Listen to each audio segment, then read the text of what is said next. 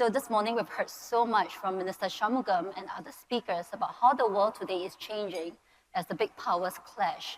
Now, what we want to do now is to zero in on what all this means for us in our neighborhood here in Southeast Asia, and especially for the ASEAN grouping. So to do that, we have an esteemed panel. If we need champions for ASEAN, these are three very powerful voices in government, academia, and business.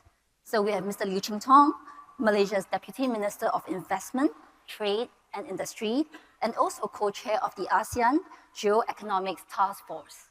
And then we have Dr. Jose Rizal Damuri of the Center for Strategic and International Studies in Indonesia, also a member of the task force. And last but not least, Mr. Teo Siong Seng, Chairman of the Singapore Business Federation, and also Executive Chairman of the shipping company Pacific International Lines. So welcome and thank you for being here. So we will chat for about 35 minutes or so, and I will then invite the audience to submit your questions as well. So as you know the drill. There's a QR code. Please scan it and put your questions there, and I will also open the floor for questions. So I'm going to start by noting one thing. ASEAN is going to be celebrating its 60th birthday in 2027. When Singapore chairs. Yes, no pressure. So, and I want to ask each of you very quickly, in one word, if you can, what is ASEAN today to you, and where do you want it to be by 2027? Mr. Liu first. I want ASEAN to take ASEAN very seriously. I want ASEAN to believe in ASEAN more, and to believe in our own companies a lot more, to believe in our people a lot more, and to imagine a future, say in 20 years' time, that ASEAN will not just be a production site, we're not just manufacturing for other people, we are also a consumer and we are also a middle-class society. Right, but that suggests that we're not there yet today, right? Yeah. We are not believing enough in ASEAN. Yeah, and we have not taken ASEAN as seriously as we should. Okay, we'll get into that in a while. Dr. Jose? Yes, ASEAN's already managed to, as YB also already mentions, that ASEAN already managed to become the production hub of the world.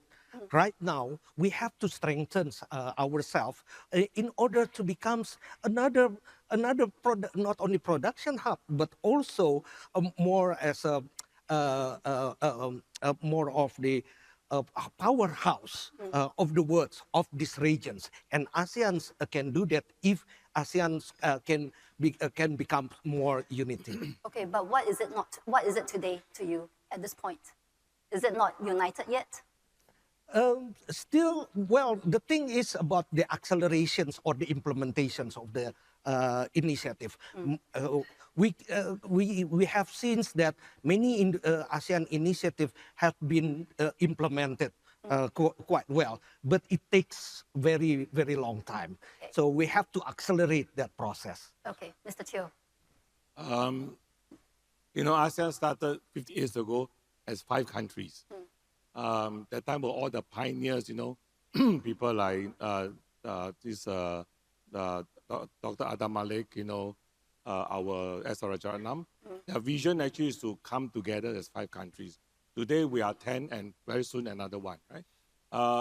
Maybe I put it the other way, as YB says, that outsiders see us more than we see ourselves. That means a lot of people are interested to come here, whether it's European, American, Chinese, but we ourselves do not realize the potential. It could be lack of confidence, it could be we are not as united as we should be. So to me, I really hope that in 10 years' time, we can be really as good as what people think we are and work together. And to me, it's really move. You cannot move together because each country have different stage of development, but we can move in harmony so that together we can really have a co-prosperity for the whole region. Okay, so to sum up today, ASEAN is not taking ASEAN seriously enough, it's not united enough, it lacks confidence. In 2 years or more, we want it to be more than a production house, a production site. We want us to believe in ourselves more and want to move greater in harmony. So that is where we are at today. Now, in this session, we will try to talk a bit more about what are the issues that are blocking us from getting from point A to point B and what needs to be done in this journey. Okay, but first, I thought we would start with an overview of what have been happening in our region in recent times. So recent events and mega trends like the unrest from Indonesia to the Philippines to Nepal, and this arising partially from a younger demographic that's angry, right? Angry about inequality, angry about the lack of mobility.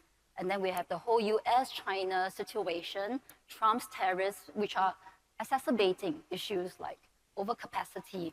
And that actually has more impact as well on jobs and livelihoods and local industries. And then we also deal with things like rising cost of living, housing affordability, and AI disrupting career pathways. So I thought I would invite you, Mr. Liu, to first reflect on some of these developments. And maybe could you just tell us what is one priority we need to keep in mind to better future-proof our economies for our younger generations? Thank you. I think our economic model is not going to work for us in the years to come. Our economic model is premised upon the idea that all of us could be export-led and our economy could become prosperous by pursuing export-led industrialization. And when it comes to export-led industrialization, behind this whole strategy is an assumption that we have to race to the bottom to compete between Malaysia and Singapore, between Malaysia and Vietnam, in order to press down wages, in order to compete, to race to the bottom in terms of environmental standards and in terms of other societal benefits, including collection of taxes. Because an investor from a country will come to us and say, you see, Vietnam is giving me this package, you must match it. And when we start implementing global minimum tax, you have companies coming to us, the Singapore government, the Malaysian government, the Vietnamese government, to circumvent GMT. So it's a game of race to the bottom. But the purpose and the promise is that we could pursue export-led industrialization policy, and eventually all our export will be absorbed by the United States. So that social contract, right, that industrial, economic, and investment equation or equilibrium is now broken because the United States say that, please don't export to me. If you want to export to me, I have already put up a wall. Please pay me a fees in order to export to me. So that logic of export-led industrialization is coming to an end.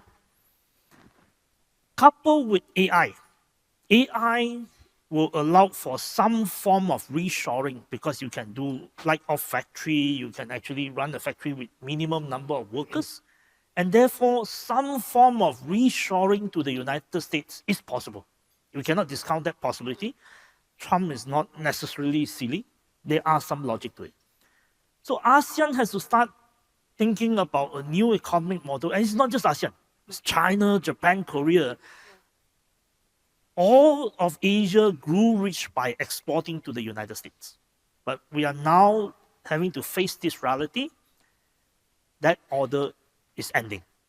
So we have to start looking at our economic model. Can we still press down wages? And with a Gen Z not having enough jobs, Gen Z not feeling that they have upward social mobility, it may not work for any of us. So we have to start thinking about how to change the equation within the society. I don't want to speak too long and to deprive others. I just say, let me just put it here to register one idea. It is time for us to now look at ourselves, to have some confidence in our companies and our people, and to say that maybe we don't have to solely rely on foreign direct investment to bring technology. We in ASEAN have to start looking at how to grow ASEAN multinationals. Singapore, Malaysia particularly, we have some technology companies.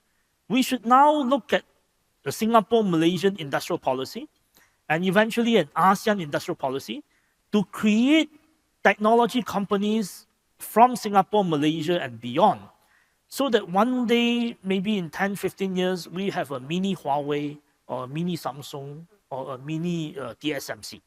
And it is possible. If we put our heads together, we put our policy together, and we take a different policy path. So that's a very glowing vision that you have painted for us. Well, Mr. Teo, you are a hard-nosed businessman. Sorry? Mr. Teo, I'm going to put this to Mr. Teo first. As a hard-nosed businessman, what do you make of this vision, and what are the constraints? Can we get there, firstly? And if not, what are the constraints? What are the factors that constrain us? You talk about the lack of unity today, and I think you have one very good term for it. Maybe you can share that with the audience as well. I think talking about, I like what the YB say about having the ASEAN version of Huawei or ASEAN version of Maersk Line, right? Yes. I'm a shipping line. But really, you look at the 58 years, from the initial 5 countries, we don't move as one. I use the word 同床异梦, right? We all have a different dream. 同床异梦 meaning same bed, Same bed, same different bed, dream. but we have different Yeah, dreams. I still remember maybe 21 years ago, when I was a student, long time ago, they talked about maybe Malaysia specialized in agriculture, Singapore specialized in something. Then I believe Thailand was more like car parts and all that, right? So that was many years ago. But this is actually throughout the window. Today, as you say, we are competing with the same investment. And I think with this geopolitics, so, the foreign company like ASEAN, but somehow they also want to divide and rule, get the best possible. So it's how can we come together? And I think, I believe we are talking now maybe the ASEAN minus X, so that all don't have to come together. So as a businessman, we like the region, but it's very divided. Even when we operate our feeder service within ASEAN, it's very fragmented. Yes. Compared to, let's say, you have a feeder service in, let's say, Mediterranean and all that. So to me, is that you can always drive the best bargain, right, to the cost and all that. But to me, is that you have to see how you can grow the market. And as a 700 million population, it is not a small market, right? So one day, can we maybe import into here as a big consumer market? But that's only possible if people's standard of living go up, right? The salary have to go up. And of course, the bosses don't like it, right? The salary go up, right? But I think we have to look at it, further, is that now is if anything, this is the best chance for us because of the geopolitics.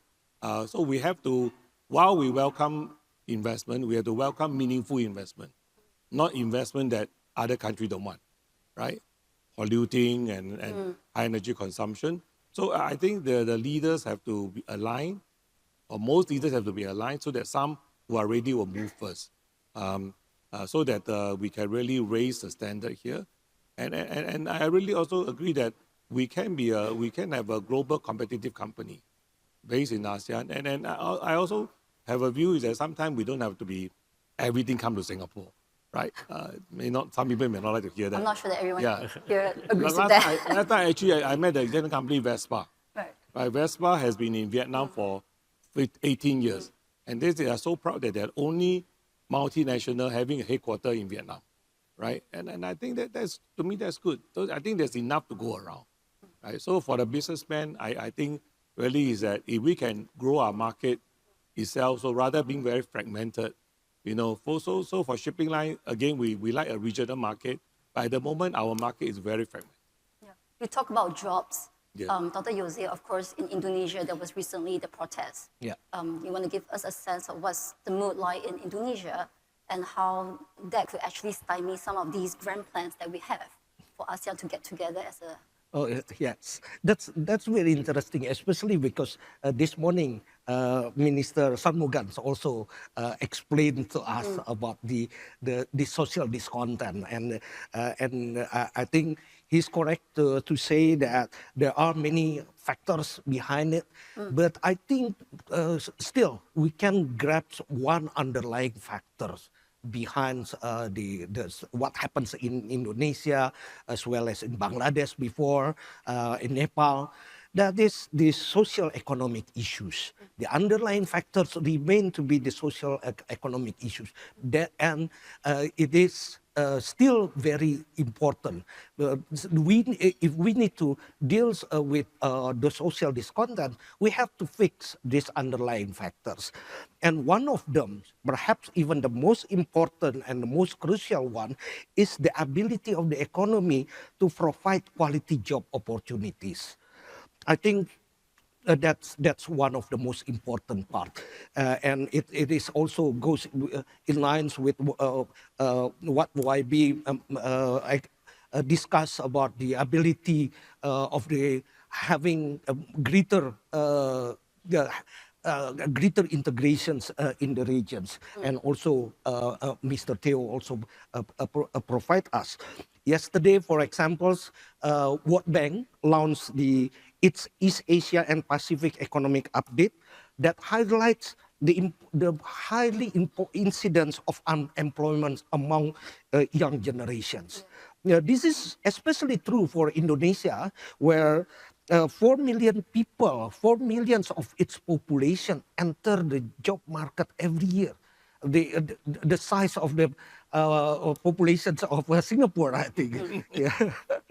At least 2/3 of the populations of Singapore every year. And moreover, those younger generations are more educated than the previous generations. They have higher aspiration and also expect better employment opportunities. So again, creating jobs that can accommodate higher aspirations should become the main objective of all countries, all economies in these regions. But of course, we do have some challenge, especially from the technological advancements. Like, for example, just to cite Indonesian examples, the same dollars amount currently only create 1/3 job opportunities compared to 10 years ago because of these technology advancements, mostly because of this technology advancements. So we have to come up with an innovative way to do that. And one thing for sure, we need to do it at national levels by having more reforms, more economic reforms, creating a more business-friendly environments. But also we need to look at the regional levels by having greater integrations. Perhaps ASEAN should also start to consider having some kind of custom union to facilitate greater integration.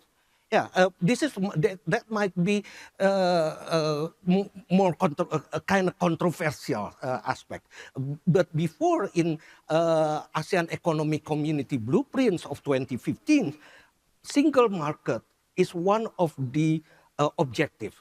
It's no longer there for the objective of ASEAN Economic Community, but we should, I believe the current situation is a momentum for us to reconsider about the single market again, about perhaps about custom union with some willing countries. ASEAN minus X approach can be applied for that kind of facilitation. I believe this would also reinforce the reforms that is needed to be taken at the national level as well. Right. So a customs union obviously is something that is quite aspirational for ASEAN at this point. And I thought I could just pull us back to what's happening actually in just 2 weeks. So in 2 weeks, the leaders of the 10 ASEAN member states will be meeting in KL for the ASEAN summit. And of course, the latest is that Mr. Trump will be there. Now, the question is, Indonesia and Malaysia will be looking to finalize their trade deals with the US at this in KL. But over and beyond these individual negotiations, how can ASEAN try to speak with one voice to Mr. Trump? And if so, what would that be and on what issues, Mr. Liu? I think ASEAN, in the first place, was formed to overcome the animosity between Malaysia and Indonesia during confrontation. So in the first place, ASEAN was actually a security pact during the Cold War, to overcome the animosity between Malaysia and Indonesia, and to deal with the Vietnam War, and also at that point of time, Cultural Revolution of China, which exported socialism or communism to the region. So as far as security is concerned, I think ASEAN is almost on the same page. We are on the same page mostly, and we are on the same page because we think that we should be non-aligned. We should be the buffer or the middle in this global scenario, But and to varying degrees, I think. yes, to varying degree. Yes. But we are almost on the same direction, and that I think we speak with one voice. Like with Trump, with everyone else, I think we broadly speak with one voice. What I think we have to do moving forward beyond this summit is what Jose said. We have to start unpacking what are the tools in the toolkits that we can reshape the economic order. I noticed that this this conference used the theme of navigating a new world order, navigating a new situation. Sometimes navigating is good, but navigating is somehow accepting that we have some agency but not sufficient. A bit more passive. Yeah, I think we should start shaping a new world order from ASEAN. We know that we have limited agency compared to the superpower, but it doesn't mean that we have no agency. And one of the ideas that Jose suggested is to really start looking at whether we could start talking about a custom union, or at least to talk about common external tariff for some products, and taking an ASEAN minus X approach. If you go back to EU's formation, EU started as a steel and coal common tariff union.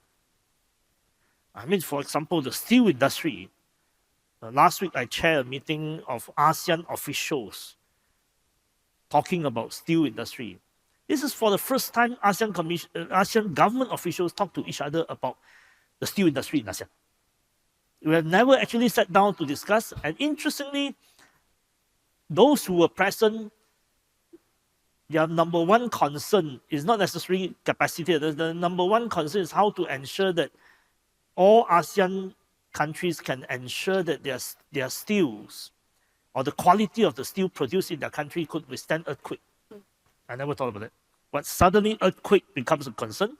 The quality of steel becomes a concern. But anyway, coming back to the questions of moving into the future, I think trade deals are not sufficient. We can continue to negotiate trade deals, but beyond trade deals, we need to start looking at custom union. We need to start looking at industrial policy. We need to start looking at talking to each other so that we do not race to the bottom. For example, we should have an ASEAN approach towards GMT, so that we tell the investor and say, okay, all of you coming here, if you have to pay GMT, you pay GMT. None of us will circumvent. Or for example, we start talking about wages. None of us will press down wages, and we will allow wages to grow as much as possible according to each country's circumstances. So that ultimately, what do we want to achieve? Number one, we want to act defensively to avoid a Gen Z protest. Number two, our common goal is to ensure that ASEAN get rich before we get old. Right? ASEAN has an advantage compared to Northeast Asia. Generally, ASEAN is very young comparatively, but that comparative advantage is going to go very, very soon. And we must ensure that in the next 20 years, our people become a lot more richer, and before we get old. So the third objective is really to create a middle-class society. We can have 700 million population, but 700 million populations of poor people doesn't help to create a market. But if we can now say that in 20 years' time, Laos will have a sizable middle class. Vietnam will have a very sizable middle class. Indonesia will have a huge middle class. Then there is market. And we just have to look at China. In 2001, when China joined WTO, China had about 100 million population that live a middle class life. Today, by any standard, any measurement, we would agree that at least 400 to 500 million Chinese live a middle class life. We are now complaining that they're not spending enough. But they are able to spend. They have the capacity to spend, just that they are not spending enough because of multiple factors. And I think we should envisage that ASEAN will be able to create a middle class of 300 million people in 20 years' time. And if we have a middle class of 300 million, we will be a very interesting market for ourselves, for American exporters, for European exporters, for Chinese exporters. And we should start thinking along those lines. So these are, again, very ambitious visions that we have for ASEAN. And I don't want to sound like a party pooper, but right now, one very stark image that's emerged from this year really is about how once the Liberation Day tariffs were announced, the image is that of different government delegations making their individual ways to DC to negotiate their own tariff rates. And I think that there was the lament that was it a bit of a missed opportunity that ASEAN did not, as a grouping, in the spirit of ASEAN solidarity, get this done together. So of course we can talk about various reasons, right? I mean, national interests may not be aligned. We have different trade balances with the US. But maybe looking ahead, what potential can there be for an ASEAN level kind of action for maybe certain export categories over and beyond the national rate that has already been negotiated, and whether that is actually feasible? Mr. Teo, you want to take that first? I think, talking about it's time now, but of course, the other side, Mr. Trump is very good in divide and rule. Right? So I know that. But we are feasible to, we are vulnerable to being divided then, right? Be divided, and because it's the biggest market for many people. Yes. I know that there was a few meetings where we have leaders that came here, and halfway the minister left to go to Washington.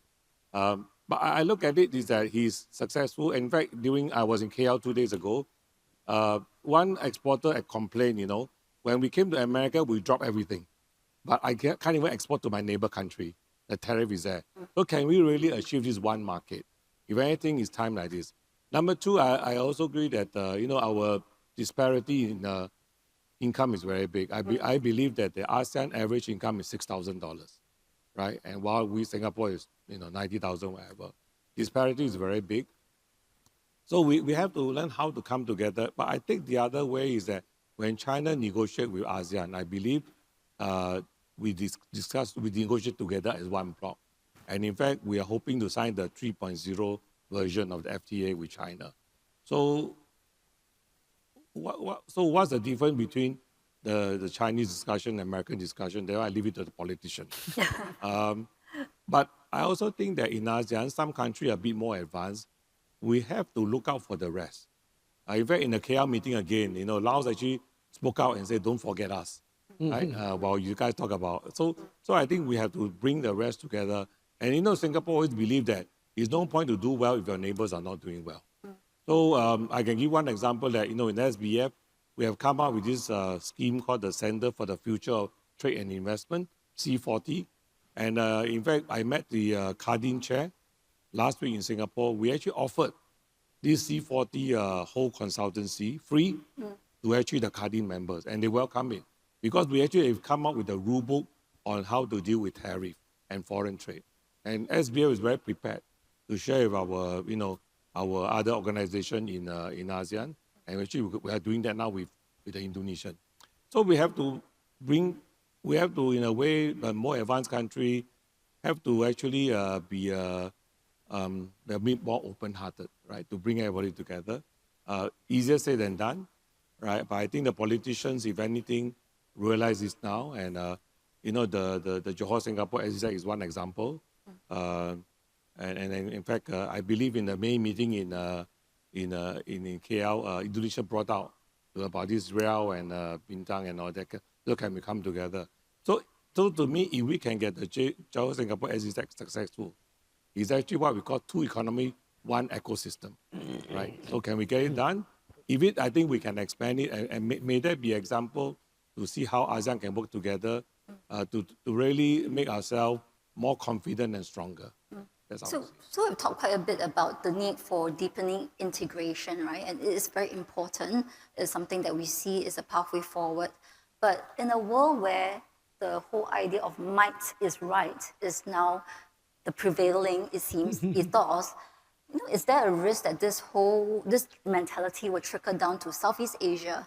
Because I think, after all, when the biggest guy in the room is not exactly following the rule book, it might raise questions as to why should the rest of us do so as well? Dr. Jose, do you have any thoughts about whether that could actually happen here? Well, it is interesting. The might is right because it has been said several times during the last couple of weeks in many occasions. But that only happens if we let fragmentation prevails, actually. So when members, for example, ASEAN members, cut separate deals and react unilaterally to the current shock, to the divide and rules approach from the US, for example. So that kind of things can be prevented, and for sure the antidote for it is to have more coordinated and rules-based strategic response. It might be a kind of like, it might be some kind of faraway aspiration for ASEAN members to act more cohesively, more coordinatedly. But we have to also to remember, in the past, we deal with that kind of external shocks collectively and quite successfully. So what's one example where we could actually do this, where we should do more of this? Yeah. Should we have a common definition of economic security, for instance? Well, that reminds me of one thing here. We deal a lot with the tariff, a reciprocal tariff, but actually behind it, the request from the US is much beyond trade and beyond tariff. It also includes economic security issues. What are under the economic security issues here? That includes investment screening, for example. If investments come from certain countries, it has to be blocked or it has to be restricted, something like that.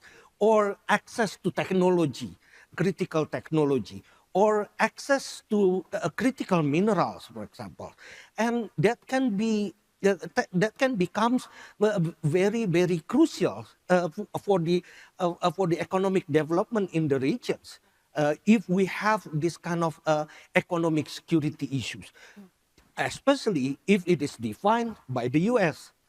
So ASEAN need also to come up with certain common understanding on how we deal with the so-called economic security. And currently, we don't have any idea how to deal with it. So the task of YB, of course, next week, perhaps the next 2 weeks, to persuade other countries, the ministers, the economic ministers of ASEAN, to think about this economic security.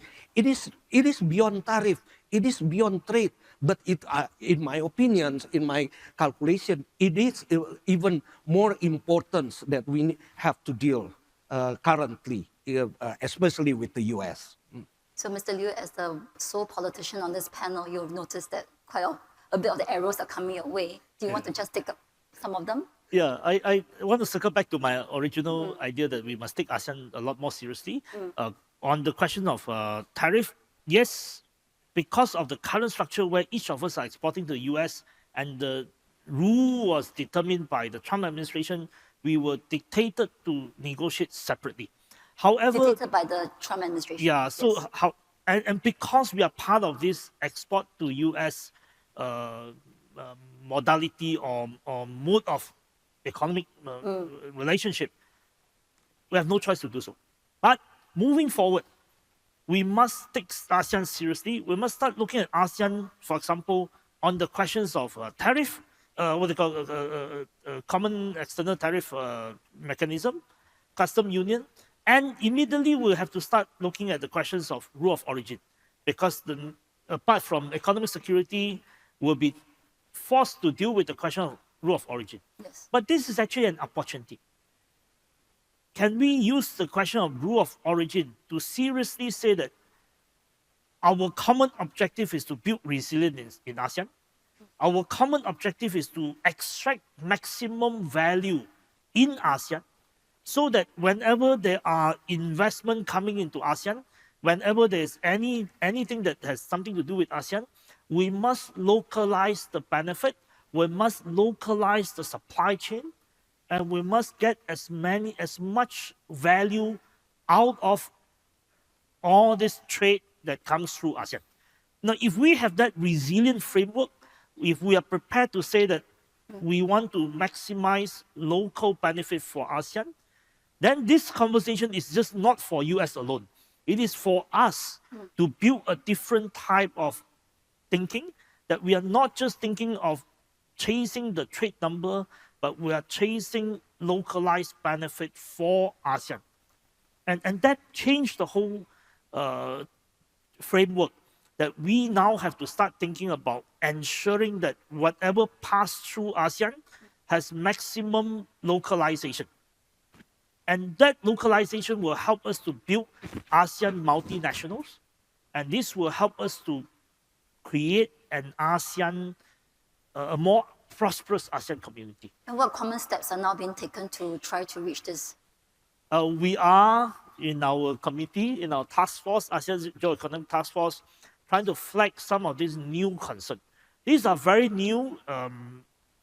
I would say many of our trade officials are more familiar with trade negotiation.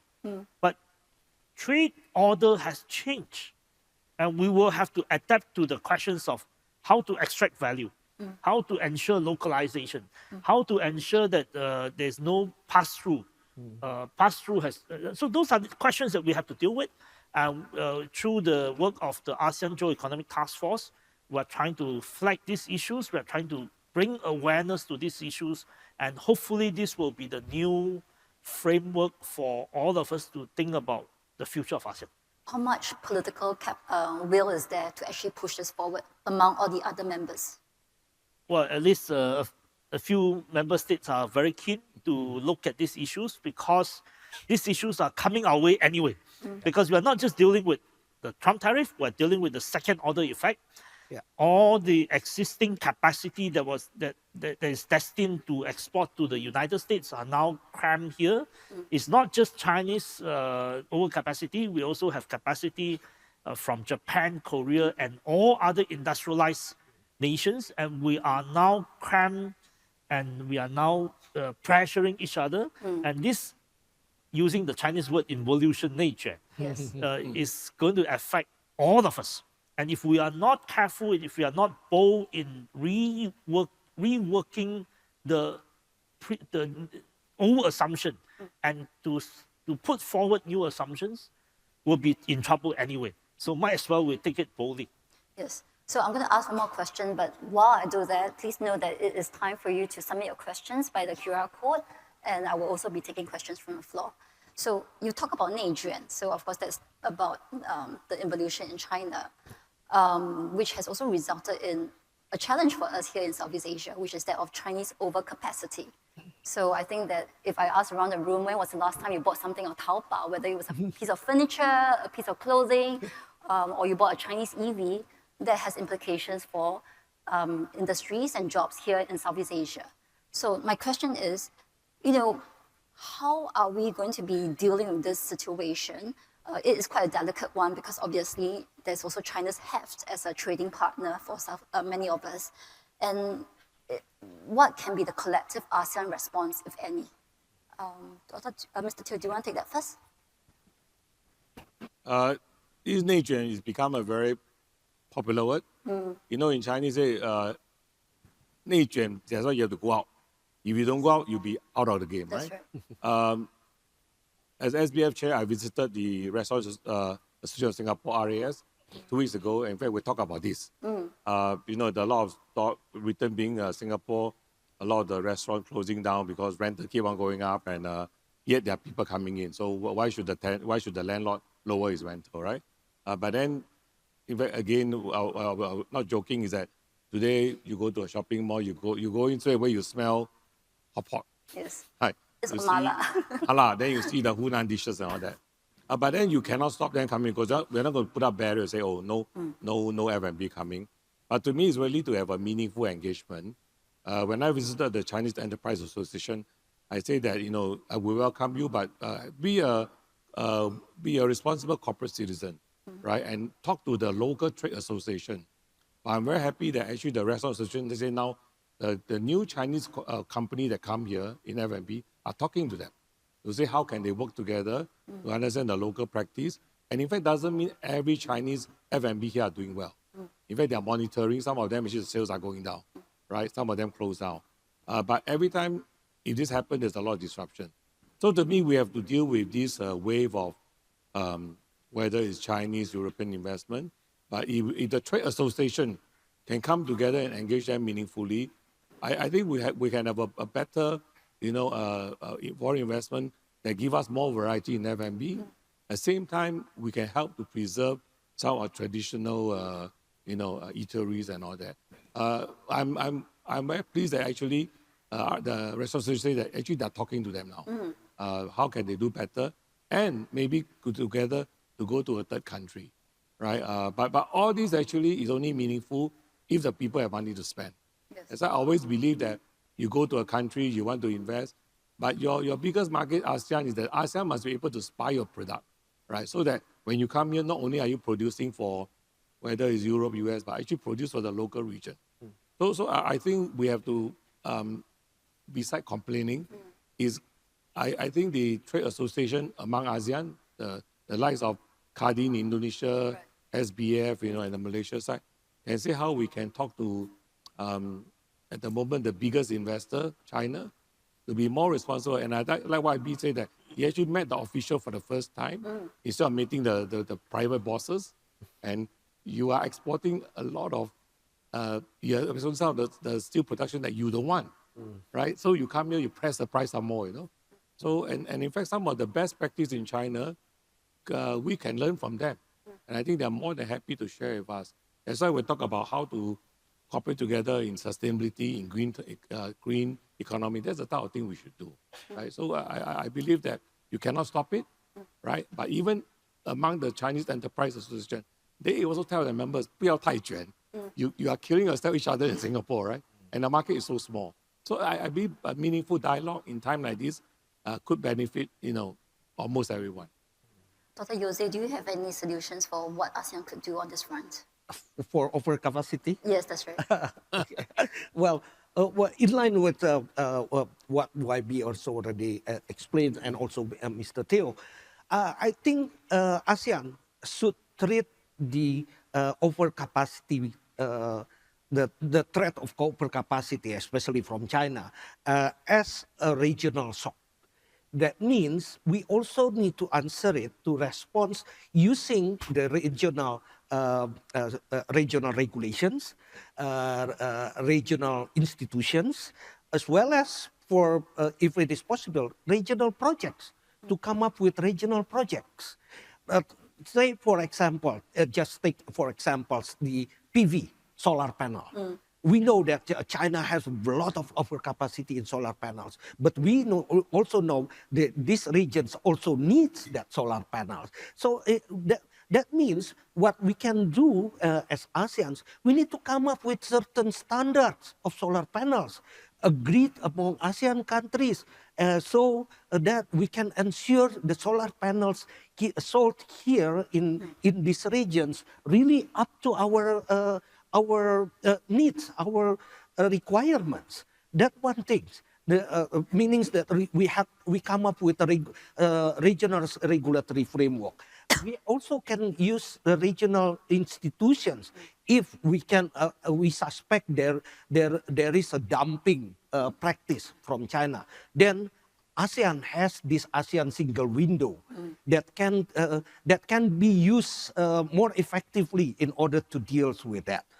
The last things, ASEAN perhaps can also come up with a regional project, perhaps even together with the Chinese companies or the Chinese business to set up the investment here in the region, in ASEAN, that can also cater for the needs in our regions. Instead of only just exporting, for them just export the solar panels and then we can just, we act as a market for them. Yeah, Okay. that might be, but of course it needs a lot of effort to Yes. do that. But we need to deal with these kind of things Yes. as a regional one. Yeah, so it requires a lot of effort, it requires a lot of hard work, it requires a lot of time. And that leads me to a very good question from a member of the audience, which is considering the volatility of Southeast Asian politics, how are you going to be convincing leaders to spend time to work on all these economic reforms, given that the impact will be seen only after the current term? First of all, we will have to ask ourselves, what do we want to achieve nationally, and then within ASEAN, and how do we want to engage the Chinese? I think we are now at an opportune time because a year and a half ago, if you speak to Chinese officials about overcapacity, they will say this is Western language. And this is Western defamation. But today, after President Xi Jinping talks about involution, there is a Chinese language, involution. And the Chinese officials are relatively comfortable discussing how to prevent involution. And they increasingly, many within the Chinese government understand that 内卷是外交, in the sense that if too much of involution, it may affect friendships with other countries. And that our diplomatic relationship with countries. And I think that awareness is now among more and more Chinese officials. I just want to use the example of steel to illustrate the point that Mr. Teo was mentioning. We were chatting in KL 2 days ago. The Malaysian government, the Indonesian government, and let's say the Vietnamese government, we deal with steel investors from China. And they are investing huge amount of money in ASEAN. But among us, government officials, we don't talk to each other. And we have actually not talked to the regulators in China before. This is the first time we're talking to them. And the Chinese regulators say they were working very hard in 2016 and 2017 to eliminate 150 million tons of substandard steel, 地条钢, mainly using induction furnace. And they explained to us how they use satellite thermal technology to detect steel mills that actually keep running. Many people were put into jail because they wanted to eliminate substandard steel. And they eliminated 150 million tons of steel capacity, and some of which came to Southeast Asia. So I told them, I said, hey, you're wasting your time. And if there's another exercise of eliminating steel capacity or reducing steel capacity in China, they must include us. And we must be part of the conversation so that Southeast Asian countries follow and comply with the highest standard, and we do not accept what China doesn't want. So we have to work with the Chinese in a different way. And we have to work with the Chinese regulator. And I think this is a time that we have to expand our conversation with the Chinese beyond the trade officials. We have to start having a conversation with industrial governance officials in China, which are very powerful. And that is a conversation that I don't think we have done enough. But anyway, we are in a new situation. A lot of hard work and a lot of new thinking has to be put in place.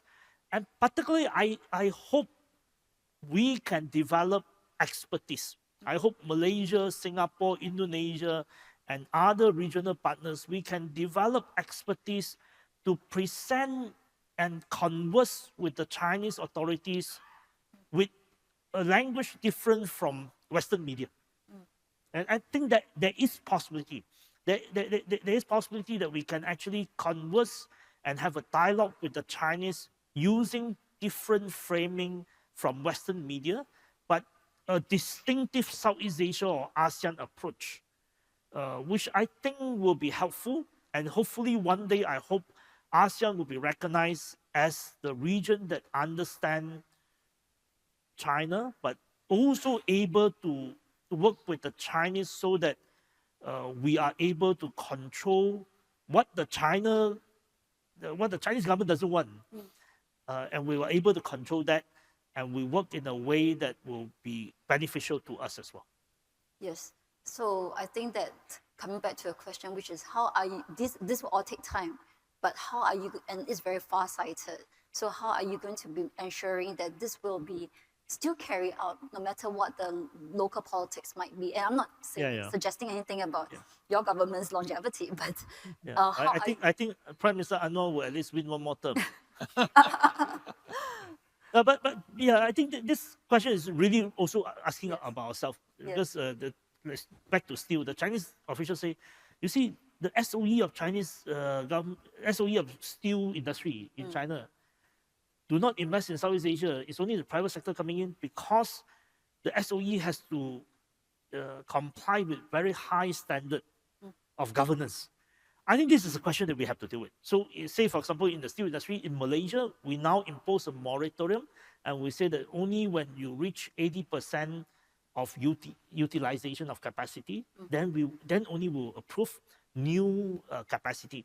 So whether in Southeast Asia, whether we can still put in place guardrail, whether we can create all this with instability in respective domestic economy, I think it is possible some of this guardrail can be put in place in what Yossi was saying, ASEAN minus X, in the sense that, let's say, we can start with Malaysia, Singapore, Indonesia, and different initiatives can start with 3 or 4 countries.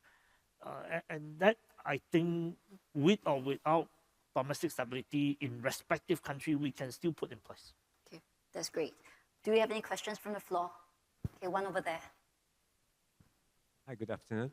Chong Michie from OCBC. I have a question for YB Liu. Good to see you. So YB, so just now you mentioned the rule of origin is actually the opportunity for ASEAN, right? So I understand for MITI, they have centralized the issuance of the rule of origin certificate since May. So what are the tangible impacts you have observed for the past few months? Thank you. The tangible impact is that there are less pass-through from Malaysia to the United States. And of course, you may at some point see some lowering of trade numbers. And at this moment, if our export to US is lower, it doesn't mean that it's a bad thing, right? From the point of view of the Trump administration, so the game of chasing high export number is ending.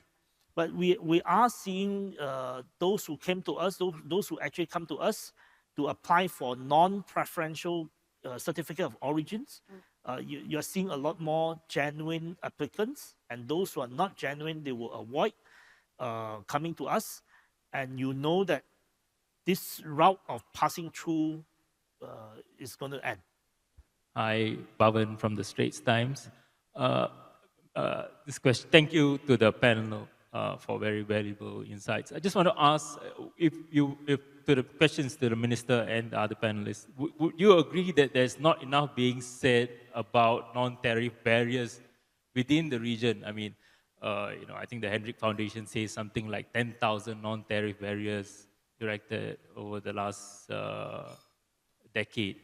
As ASEAN thinks about more ambitious things such as common external tariffs and customs union, do you not think that dealing with this is sort of the achievable lowest common denominator? And how quickly can it be done? To the minister, in this area of dealing with non-tariff barriers, how do you think Malaysia has fared in its chairmanship? non-tariff barriers are usually instituted when nations feel insecure. So how do we assure each other that the trade that we have with each other is not going to threaten each other, but it's going to benefit each other? I think that is the fundamental point. There are non-tariff barriers within ASEAN, and we have to acknowledge that. But to me, ultimately, if we can integrate our economy, not just from a trade perspective, but eventually looking at each other as part of each other's supply chain, and eventually looking at investing in each other, creating more ASEAN companies. And once you have that sort of arrangement where trust, transparency, visibility, and traceability are strong, then I think non-tariff barrier will increasingly become less of a problem. So again, it is not just about trade, and I think trade, the vocabulary of trade required a lot more new additions. Non-tariff barriers can be applied, can be implemented because there are heterogeneity in standards and regulations. So one way to deal with it is to have more harmonized standards, regulations, and various other measures. And that can be achieved if we get more integration, especially when we're talking about a custom union, because it pushes us to have more harmonized, not really similar to each other, but rather harmonized for all the standards and regulatory measures, so that they cannot become the non-tariff barriers. I agree with the view. We should race to the top so that we race to the higher standard, and once we have higher standard, we are able to do things together more. So this feels like a bit of something going on between the two of you here as part of the ASEAN Geo-Economics Task Force. But I'm curious to know, at which level of the conversation is this happening? Are we talking about a customs union at a certain level, or is it just within the task force at this point? I think the conversation has to start somewhere. Yes. For us to be bold enough to bring it here to you, I think it's a good start. Yes. And you do see this having traction beyond, over and beyond? I think it will. I think it will. Because I guess we are all forced to deal with a new reality this year. And to put perspective to what we are facing now, we are probably in a pivotal year, as pivotal as at least 2001. In 2001, September 11 happened, and that shaped the global security landscape for 20 years. Also in 2001, China joined WTO, and that shaped the global trade landscape for 20 years. I think we are in that sort of year, and when we look back to 2025, we probably would say 2025 is that sort of world-shifting year. Some of these conversations are very new, but I think it will have traction, especially with you writing about it. Thank you very much. We'll look to that. There was one question at table 29. Yes. Hi, thank you. Inkit from Deloitte. YB, I wanted to thank you for your speech where you made reference to GMT, Global Minimum Tax, I think at least twice within the conversation. So question number one is, and I think you mentioned that it may be good if ASEAN can speak with one voice on GMT. So question number one, are you satisfied with the progress with how that is shaping up? Considering because GMT in many of the ASEAN countries are already in place for 2025. In fact, Vietnam has it in place 1 year earlier, 2024, right? So first question, are you satisfied with the progress? Second is, do you think, in light of this environment, whether or not it's useful for ASEAN to make some positioning statements about this more publicly, right?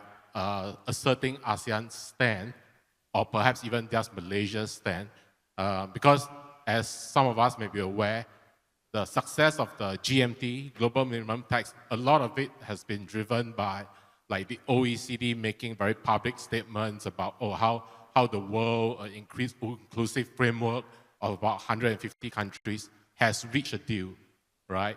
But so do you think it's worthwhile making more positioning statements about that?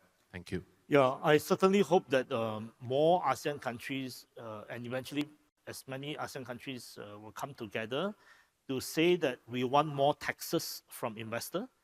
And more taxes will help us to cushion our society, to ensure that our society will not face with Gen Z protests, and therefore we are able to protect investors better. And we do not want to race to the bottom in terms of tax relief and tax collection. We want to be able to say, okay, we need a new deal with the investors. I think what I'm trying to illustrate is that it is time for ASEAN countries to come together and to have a new deal with the investors and say that the old way is not going to work. And we need your taxes in order that we can ensure that you are protected. Okay, thank you very much. We are out of time, so I will have to end the session. So that leaves me with just one thing. Please join me in thanking our panelists for a fantastic discussion. Thank you.